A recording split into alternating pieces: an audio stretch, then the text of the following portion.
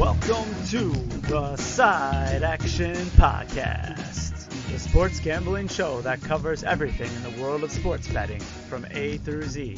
We'll cover the four major sports, as well as anything and everything in between worth some action, and will increase the size of your bankroll. And here we go. All right, welcome to the Side Action, episode 26 of season 4. My name is Jim Weglars, aka Wegs. You can follow me at Wegspool on Twitter and on Instagram. And this is Steve Roberts, aka Action. You can follow me on Twitter at 31sroberts. Follow the podcast at Side Action Pod on Twitter. All right, Action. You had a nice weekend. It's first weekend back. You've been kind of all over the place, so maybe the first real weekend in the homestead here. Did you get to relax a little bit? A little bit, yeah. We kind of lounged around and got some things done around the house, ran errands and so forth. Watched a lot of basketball, as per usual, as my February routine. So it was nice. Got caught up a little bit of work, too.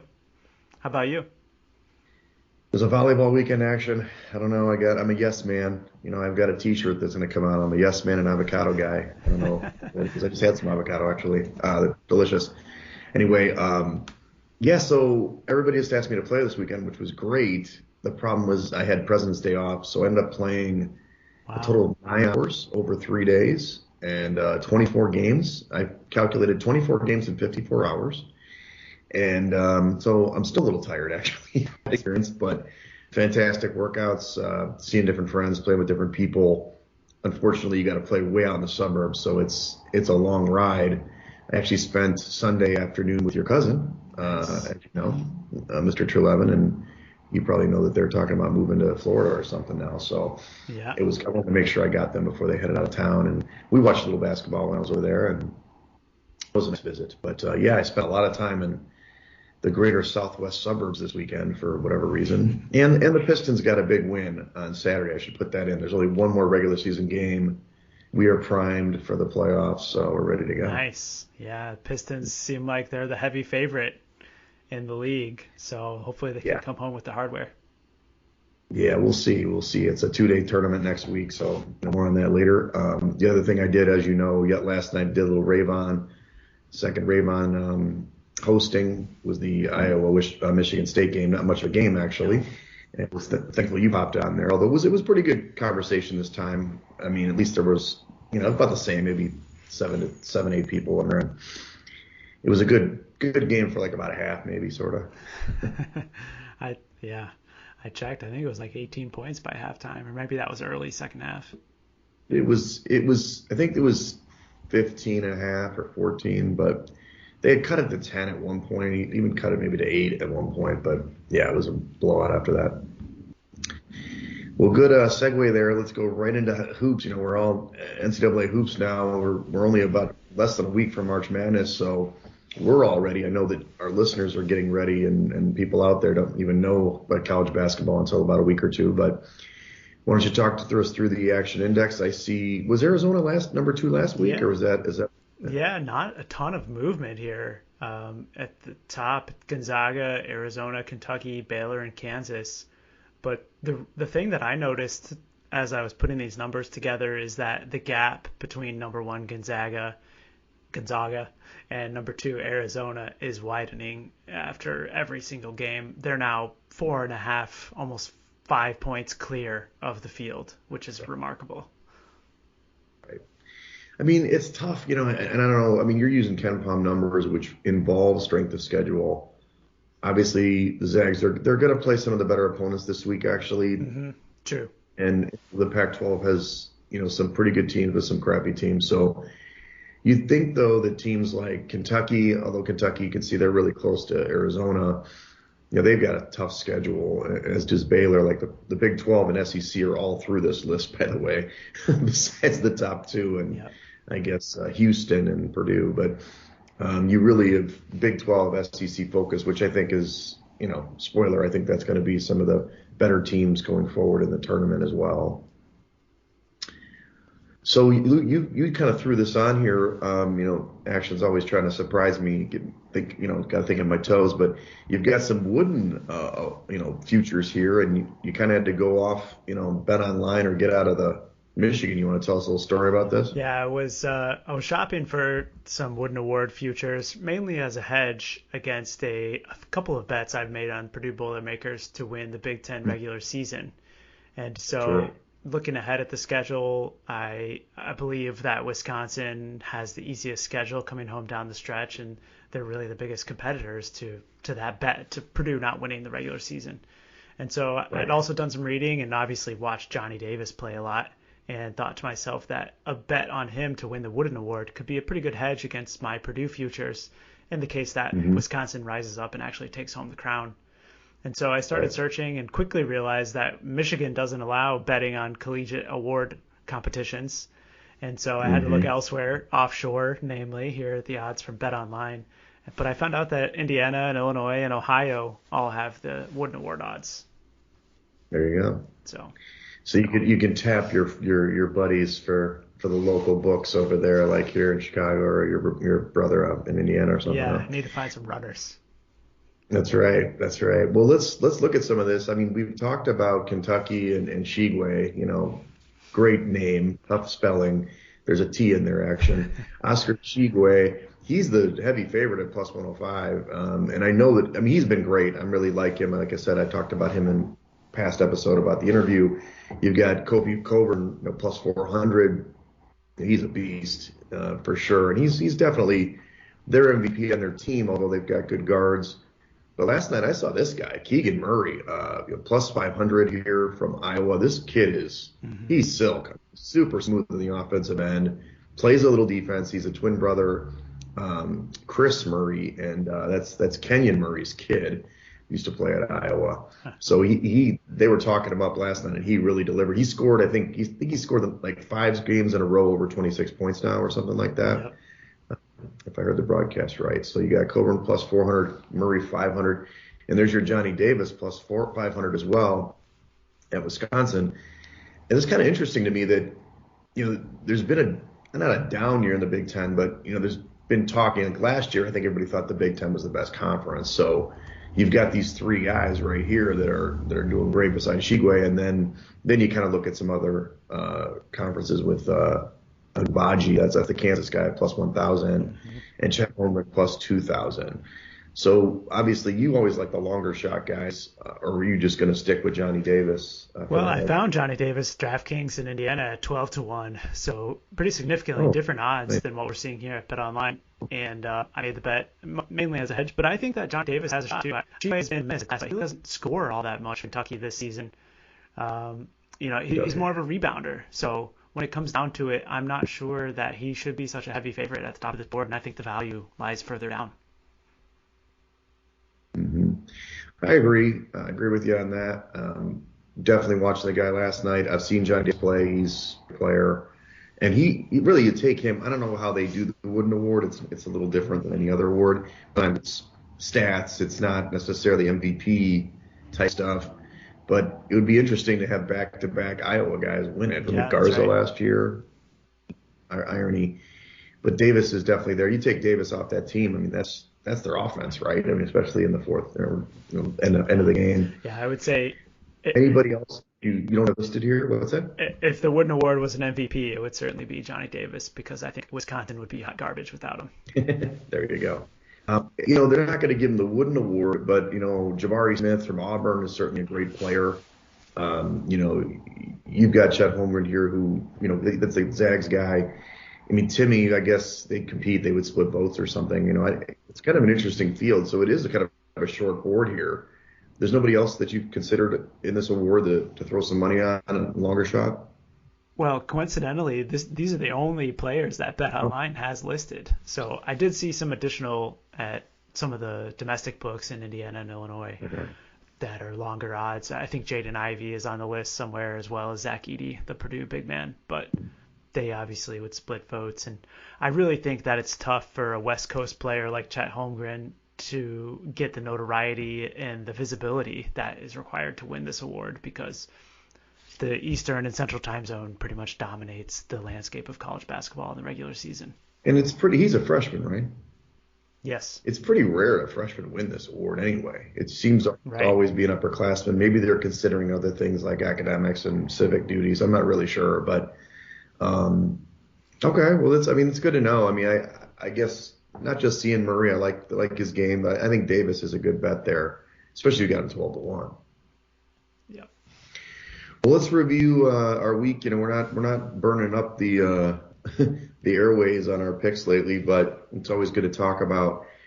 First, we kind of wanted to mention, at least before we get into our results, Mm. the whole Juwan Howard Wisconsin melee, and might as well talk about it a little bit. I mean, I don't know your impressions of the game and what happened. I didn't see the game, so I can't see exactly what happened. From what I understand, Michigan was going to lose, no question. And I guess Juwan Howard was still having his guys press the walk-ons because, you're getting beat pretty bad. They just put, the walk-ons in to get some time. And I guess Greg Gard didn't like that very much. So after the game, he wanted to kind of talk Juwan and, pull him aside or something. And Juwan was having none of it. And then that considered this whole, it just kind of exploded there, in the Kohl Center there. And, Juwan obviously he's going to be suspended for the 5 games remaining. He did take a swing and hit his assistant coach. But I don't know. I was kind of shocked Gard didn't get anything besides a $10,000 fine. I mean, it was kind of a weird. It was like everybody was on the Michigan side there. But any thoughts on this? Yeah, I mean, I bet on Michigan in that game, and I thought that they were going to perform better. And I think that Juwan Howard probably thought the same, and that could probably be extrapolated throughout their entire season. Sure. Quite frankly, they got their asses kicked in the did. second half, and that's been the story of their season. So I think what we saw from Juwan there at the end was just a culmination of his frustration with the team Mm-hmm. and their poor performance throughout the entire year. They were continuing to press with like a 16-point deficit and 12 seconds left. And I think Gard's explanation was that the walk-ons had already lost 6 seconds in the backcourt, and he wanted to take the timeout so that they didn't, get the 10-second violation and kind of to save their psyche to some degree. And ultimately, Howard came through the line and pulled his mask down and said, "I'm going to remember that shit." Mm-hmm.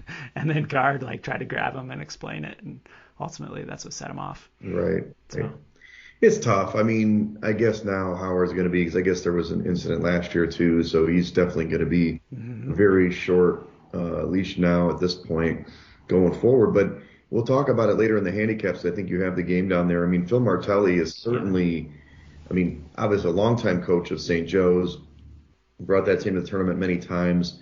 I mean, just a veteran coach. He certainly has been there. I heard his interview yesterday about he's not really going to change the way they play necessarily. So I think you believe they're going to step up, which they need to. They're not playing very good basketball right now. I guess it depends. Lenardi loves that team. Their metrics are pretty good, but their record's terrible. Right. So Yep. They got to win some damn games, and they got to do it quickly because there's only basically 2 weeks of the regular season left in the Big Ten, championship. So anyway, well, that's enough on that. But we finished this week 3-5-1. This has included the totals too. Action, just so you know, we were on the wrong side for the Dons, my Dons. We were on the right side if it was a +5, but apparently the game went on +3, and St. Mary's won by 5. They won by 5 points, right, in this game. Pretty good game though. St. Mary's a good team. Both these teams I think are going to make it the tournament as long as the Dons don't completely screw it up. So I'm looking forward to seeing them in the tournament. So that was an unfortunate result. But we were on Illinois though, and this is another team, as we mentioned with the Iowa game. Michigan State, they are imploding. This team cannot get it done. They did have a really great second half from Walker, the transfer, but Illinois still covered the number and really won going away in the end, but Walker made it close. Yeah, it was quite a comeback from Michigan State in the second half. I think Illinois was up handily at halftime, and the Spartans made it a game, and they really made it interesting there at the end, but ultimately Illinois held on for the cover. Yeah, I think at one stretch it was Michigan State outscored them 28-14 at one stretch and had a good shot. I thought they were kind of do that last night too, but they kind of foiled them again. So this one we kind of read wrong, or maybe I steered you this way. This was Texas Tech going to Texas. Tech was a 2-point dog on the road at Texas. As we had mentioned, these teams had played earlier. We expected a rock fight, but in reality, first of all, Texas Tech won again. So this team not only owns, Texas, apparently all their fans were there too. Where like 40% of the people were there. But this game went over, Yep. and Tech is really playing good basketball. I mean, you see them in your metrics in Ken Palm. They're inside the top 8. I think there's 7 or something now in Ken Palm. So I'm happy to be wrong on this one, actually. Yeah, me too. I think that we were looking at the bounce back spot here for Texas and Chris Beard, and I mean, I think that all of the college basketball handicapping community looked at it the same way, but Texas Tech proved us wrong. I mean, they've been incredibly impressive, and they had another huge win last night against Oklahoma. I think they're quickly rising to the top of the rankings. I've got them 7th ranked, and they probably are in the top 5 in realistic Yeah, terms. they're a really good ball club.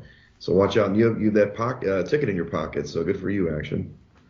The other one was got Kentucky and Alabama, and we kind of had this right, although admittedly we kind of got lucky on the final spread, right? So 11 was what we talked about last week. I think it came out at 6, and they won by 9, but they scored 90 points in this basketball game. Alabama's another team that's sliding the wrong way, so it's a good team to fade at this point. Last night they probably should have lost outright, but Yep. they did get the win at Vandy, kind of last second there. And this game, went over 90 to 81, so it kind of went away from what we thought as well. The other SEC game that we talked about, Arkansas, and I love this team, man. I love Musselman. I talked about it. Everybody's laughing about my Yeah.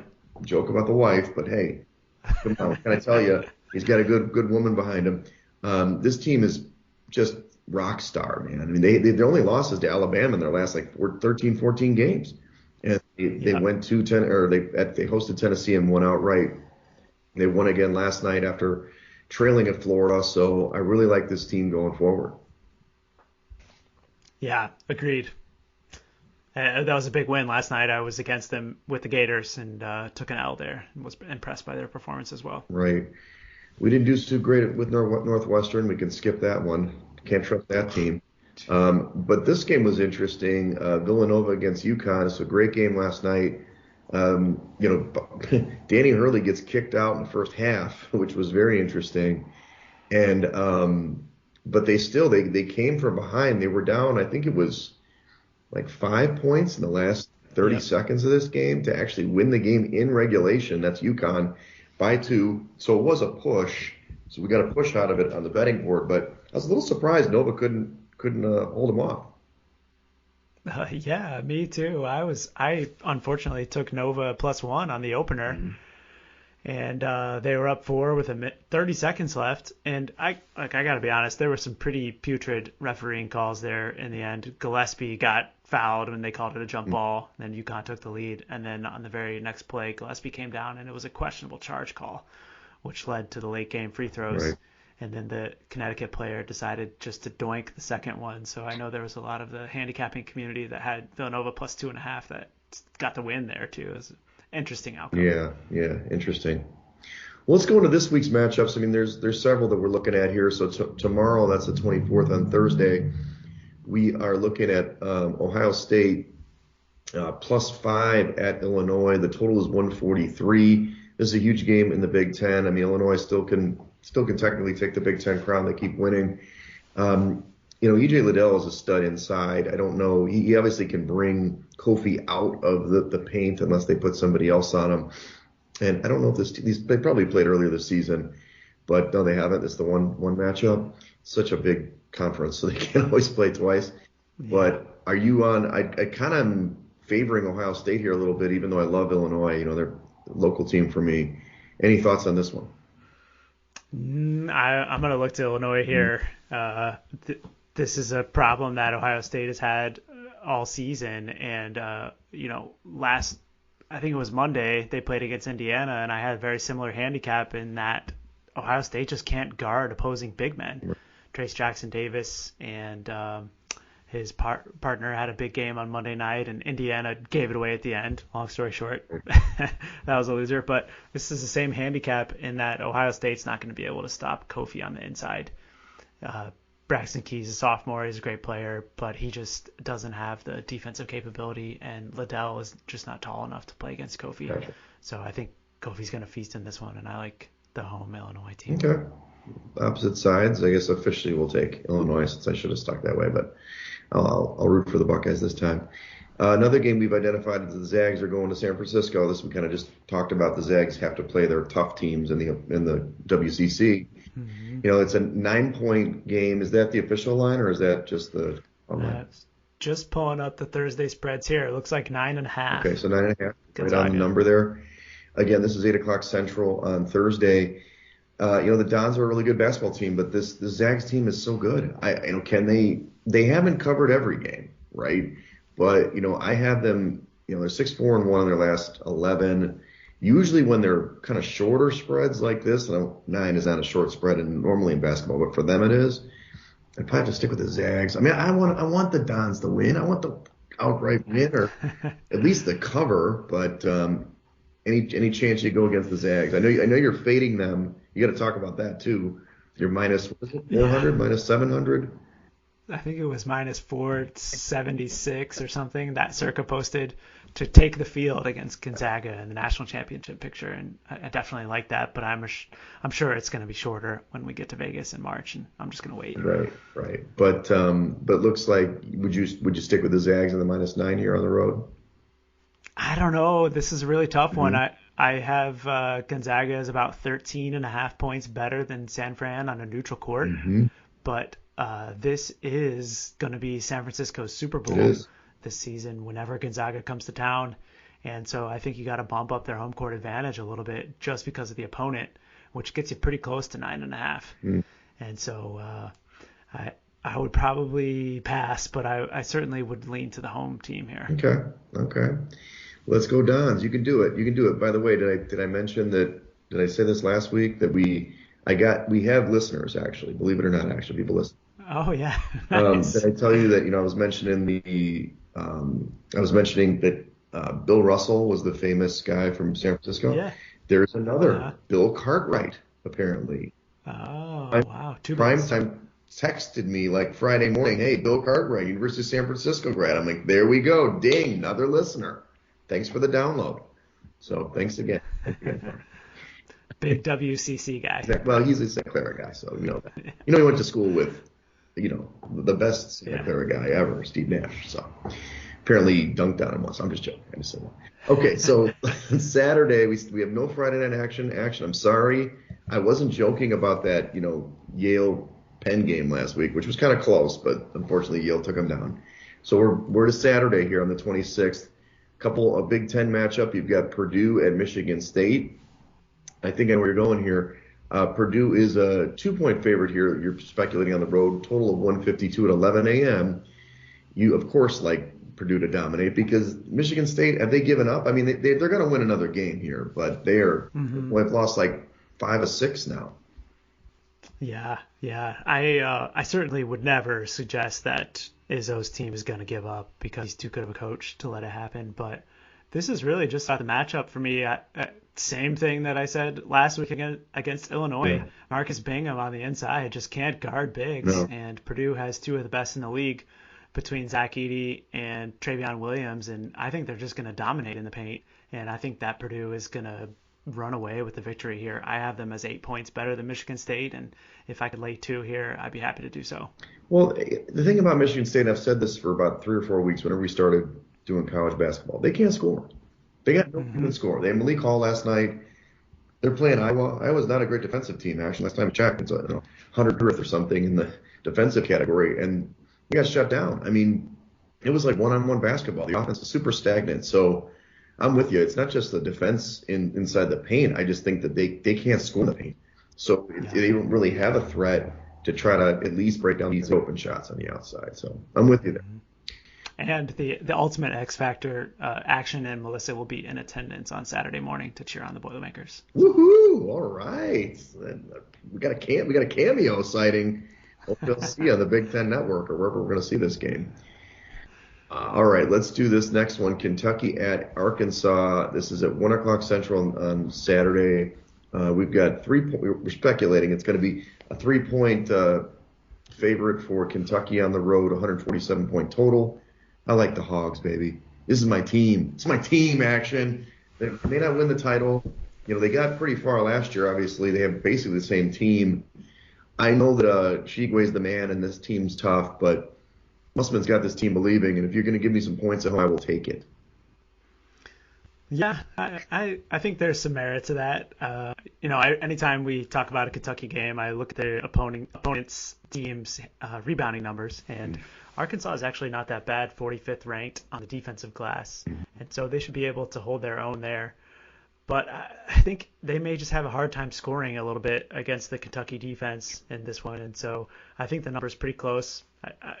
I figure that, 3? Well, there might be a little value on Arkansas. I think it probably should be closer to 4 or so. Mm-hmm. Yeah, we'll see how it shakes out when the line actually comes out. Mm-hmm. Any idea on the total? I would think under 147 seems like a lot for these two teams. They're both pretty good defensive teams, right? Yeah, I'm projecting 144.5, so a little value on the under there. Gotcha. And it could be a look-ahead spot, or a tough sandwich spot for Kentucky, too, because they're playing against LSU tonight in another big SEC game, and then have to turn around and go to Arkansas right off the back, whereas Arkansas played last night on Tuesday. That's true, a little rest. Let's stay in the SEC. On Saturday, this is the 3 o'clock game. Auburn is going to Tennessee. You're speculating that Tennessee is a 3-point favorite at home, a total of 139. I like the Vols D. I think they're really great. I do question Auburn right now. I know they do have that guy, Jabari Smith, who's really good. They have some good players. Late game situations have been tough for them. And more importantly, I just don't see this team. I don't know. I'm not a believer in Auburn personally. I haven't seen them play a lot. I know they have good talent, but Tennessee at home, I think I lay these 3 points. Yeah, definitely agree. And Auburn has been pretty crappy on the road this season, not covering at a very effective clip. And I think that Tennessee's defense is going to be able to stop the Auburn offense a little bit. Number 4 ranked defensively are the Volunteers. And I think that you're on the right side here with the home team. Gotcha. -3. All right, last game on Saturday, you've got Kansas at Baylor. This is a huge game in the Big 12. If Kansas wins, they basically win the Big 12 regular season title effectively. You're showing that Kansas would be a 3-point dog on the road, total at 151. This is at 7 o'clock at night. It's the marquee game. Baylor I can't figure out. I mean, I know that Flagler had a big game the other night to kind of pull one out, but they definitely have injuries, so I don't really trust them right now. Maybe if they get some of their guys back, I'm not sure, but Kansas seems to be rolling. If they get points, I got to take it. Yeah, I was kind of surprised to see Ken Palm's projection here, too. I kind of figure it's more likely to be the pick'em. But to be honest, I was really impressed with what I saw from Flagler the other night. He has been in and out of the lineup, and obviously is hurting his ability to perform. But I'm thinking that he is getting on the right track, and I'm likely going to be on the Baylor side in this one. Okay.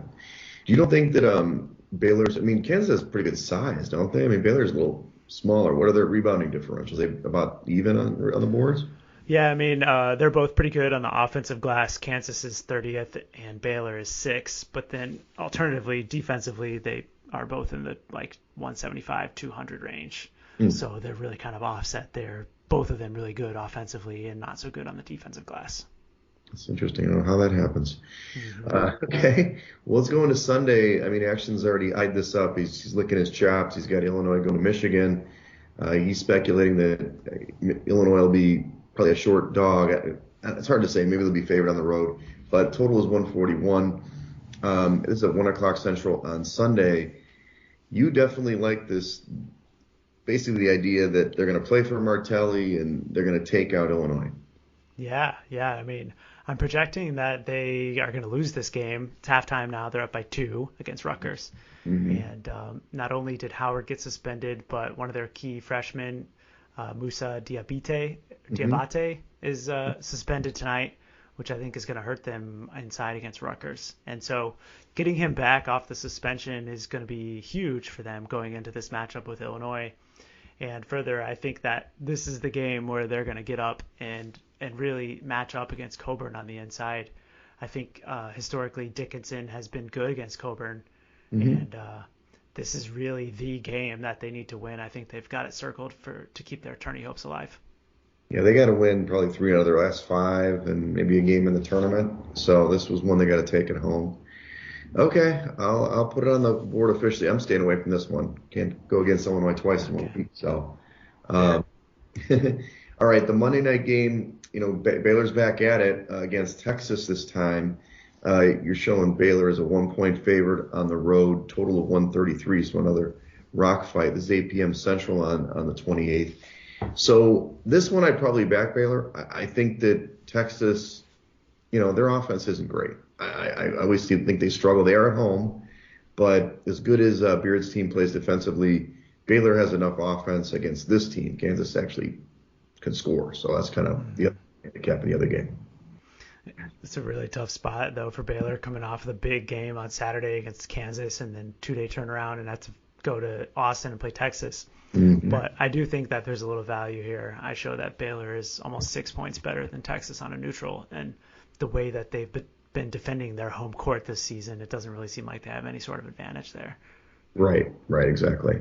Especially against Texas Tech. The last game in the Big East this time, Providence going to Villanova. This is March 1st.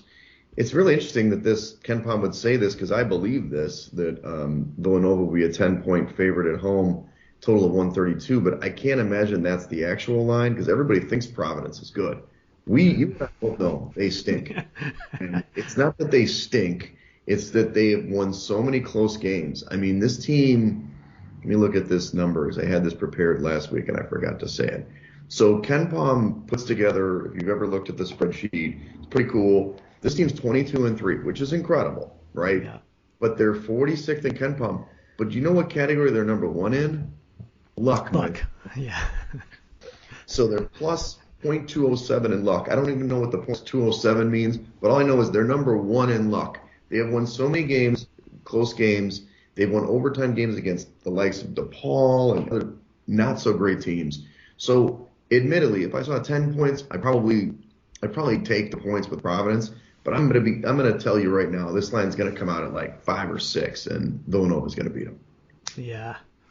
I agree. I'm definitely going to be laying whatever the number is with Villanova because this is the game that they need to get into the Big East title race too. Yep. The loss last night at UConn didn't do them any favors, and I think Providence now has a game and a half lead on them in the conference, Yep. and so I think that they're going to be prepared to lay a can on Providence on Monday or Tuesday night. Yeah, me too. I'll be looking there with my popcorn. I'll be all excited to see Nova kick the crap out. And I like Ed Cooley. I'm not saying not a good coach. He's good, but they've just pulling rabbits out of their hat all season. So okay, let's close out college basketball.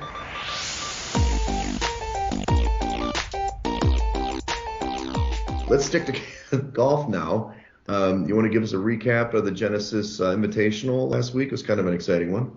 I mean, it was the Joaquin Niemann Invitational because he opened up on Thursday with the 8 under 63 and then followed it up on Friday with another 8 under 63 and just Wow. torched the field.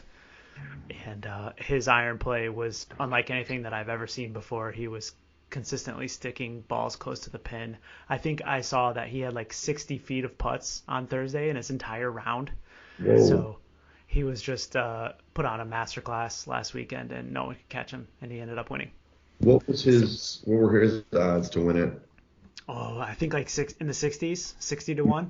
Hmm. I heard several folks that I listened to recap, and many of them had him on their card, so it was a big win for them. But I didn't win any on the outrights. Wow. That's okay. You won some matchups. You obviously Yeah, did come through. Sorry, Patrick, can't lay. Try again. But you pushed. You actually pushed on one of these. So how does that work? That's for the whole four rounds. yeah. In fact, both Harold Varner and Hadwin missed the cut, Oh, but they ended on the same score. I think it was +2, so that ends up being a push, and you get your money back. gotcha. But you're right on. Scheffler took over Shoffley. We talked about that. Hmm. Scheffler over Shoffley plus 108. Congratulations. Yeah, I think Scotty Scheffler was quite impressive coming off the big victory at Waste Management the week before. With how he performed, he was right there in the thick of it towards the end, and I think he finished in the top 20. Gotcha. Well, if I read this right, you had a slight profit. Yeah, right? yeah, a couple cents there, and of course I had a lot of other matchups too that panned out pretty well. So Gotcha. So you've got one for this week for us? You got the Honda Classic? yeah, so we're leaving California now and heading east to the Florida swing, Okay. and this first one is in West Palm Beach somewhere. And a lot of the players that we saw last week are taking the week off. So there's 0 of the top 10 in the field and only 6 out of the top 30 players that are playing this week. Right. And to be honest, that kind of dims my enthusiasm a little bit about being interested in it. So didn't put a ton of matchups in like I normally might, Right. and kind of just taking a little more of a casual approach to this one. So Okay. it's played at PGA National, which is actually the most difficult scoring course outside of the 4 majors in 5 out of the last 7 seasons. Got it. And one thing that I've picked up is that course history is not really a significant factor here. Mm. It's very difficult with lots of water, and typically there can be high winds that pick up off of the bay or the Atlantic, and can be a big factor. So kind of looked at some plays here, and was really focused on some longer mid-range shots, I would say, in the 50 to 80 range. Mm-hmm. And I picked out 2 guys that are both 50 to 1. Aaron Wise is a player who has performed pretty well at this course and has been really striking the ball well lately. Sure. And I think that he has a shot. And then I'm going back to the board with our guy Johnny Vegas, Hey, Vegas. mostly because of the name, also at 50 to 1. And he was pretty good last week, despite Neiman running away with it. He was 14th in strokes gained approach and 20th tee to green. So I think that he's going to be able to keep it close this week. Now, is this one of these courses that a gator can come on and steal a ball, or they see him in Presumably, something? like in Happy Gilmore. Yeah. So you like some matchups too. You like going back to Joaquin Neiman. He had such a big game at minus 115 over Billy Horschel. You like him right in the hot. Yeah, I mean, I think he's going to stay hot. And this is a course where, last week Joaquin didn't really make a ton of putts. In fact, I think he finished dead last in the field on putting, but he was just so hot with his iron play. And I suspect that's going to carry over this week. And so I like him over Billy Horschel, who is a pretty good putter on these surfaces, but he just doesn't have the iron play to hang. Gotcha. He's minus 115 at DraftKings.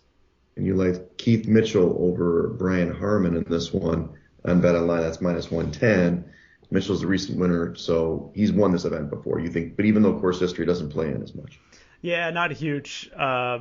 He has one here and he plays well, but it's more about his recent form. He is another player who's been really hitting the irons well lately, and so I think that's going to carry over and allow him to beat Brian Harmon. Nice. Well, there you go. That closes up golf. I can't wait to maybe watch some of this. I've just been too busy having fun playing football and such. But I know your cousin will be excited to know that you're so into golf now. Well, hey, Action, we are 3 weeks away from the big Vegas trip. We've had some information. Maybe we'll see if things change, but we got to talk, I guess. But we've, some of the guys that are coming up, our group's got a little bit bigger. There's going to be 6 guys from California coming, but we're not sure if they're going to make it to Circa on Thursday, so we have to check our plans. But the original 4, as I've said, are going to be there, ready to go and ready to check out, St. Patty's Day by Stadium Swim and that first round of games. I'm ready to go. Me too. Can't wait. It is so cold today here, Action. I mean, it was like a beautiful sunny morning. I put on my leather jacket, which is kind of my tweener jacket, and walked outside. Immediately regretted that decision. It was like 1 degree with the wind chill. I was freezing my noogies off and wait on that platform. So it's not going to be like that at Stadium Swim. Well, I didn't move my butt from this chair all day, so. Good for you. Your employer is very happy that you were plugged in early. But all right, well, that wraps up our episode. Thank you for following us. Follow us at Side Action Pod on Twitter. Follow me at Wegspool on Twitter and on Instagram. And follow me on Twitter at 31sroberts. All right. Good luck, everybody. That's a wrap for this episode of the Side Action Podcast. We appreciate all of your listens, and thank you for joining us. We'll see you all again next week on Thursday for some more hot picks and side action.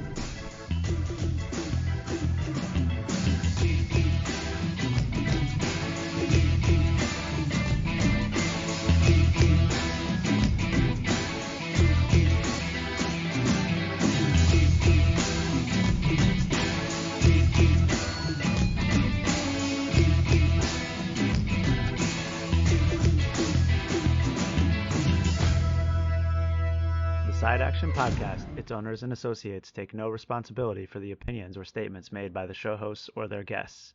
Statements or show topics are not necessarily the beliefs of this podcast, and opinions between talk show hosts may conflict. Individuals following the advice given on the podcast accept their own risk of losses from wagers made, as the Side Action Podcast, its owners, hosts, associates, or guests will not guarantee any advice given. The opinions and advice given on the Side Action Podcast is for entertainment purposes only. Gambling problem? Call 1-800-GAMBLER. Intro and outro and transition music credits. Song titles Jerry 5 and District 4 by Kevin MacLeod at incompetech.org. Licensed under Creative Commons Attribution 3.0. creativecommons.org/licenses/by 3.0.